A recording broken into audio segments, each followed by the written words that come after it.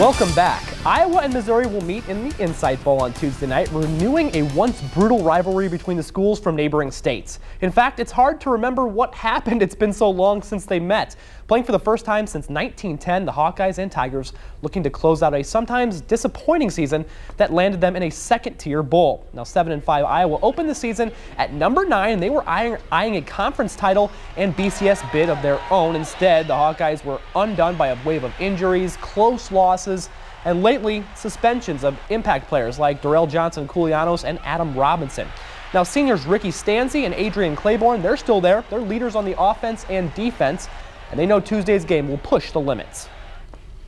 We have to be very aware of what they're doing, and we have to be able to protect, and we need to get the ball out of our hands quick. And I think all those things will factor in to it, and it doesn't change. That's kind of how it is every game. But obviously, with this one, they're a very, very good pass rush defense. I mean, they're the one with the explosive offense and all the wide receivers and the running back. So we have to stop them. They don't have to stop us. So it's going to be a challenge. They got a great attack, and it's going to take a big challenge. 10-2 Missouri had aspirations of a Big 12 title and BCS bowl game, but they got derailed by consecutive losses to Nebraska, like you see right there, and Texas Tech. By the same token, Mizzou players know the Hawkeyes are better than their record would actually indicate. All year, a lot of people have talked about their front four maybe being one of the best in the country, so we know that going in it's going to be a very tough game. It's going to be a big challenge. They had a couple losses this year, but I mean, everyone keeps telling us how those losses are by a total of like 16 points or something like that. I mean, so they could easily be having 10 wins just like us, and so we know we're going into a well-fought match. And that's a 9 o'clock kickoff tomorrow night.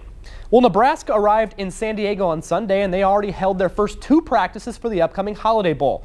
It's the second Holiday Bowl in a row for the 10-3 Huskers. Everyone knows about Nebraska's 56-21 victory earlier this year in Seattle, but Washington, they've gotten better since that game, winning their final 3 contests to become bowl eligible. Huskies head coach Steve Sarkisian says Washington is looking forward to that rematch.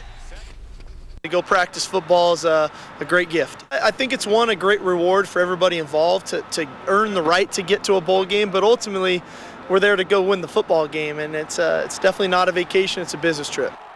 The Holiday Bowl between Nebraska and Washington is this Thursday. Kickoff is at 9 o'clock Central Time. New Iowa boys basketball rankings released today. In 4A, Sioux City East ranked second, got 1 first-place vote. In 3A, Bishop Heelan is back at the top spot. The Crusaders are 5-1. MOC Floyd Valley and Lamar's are receiving votes.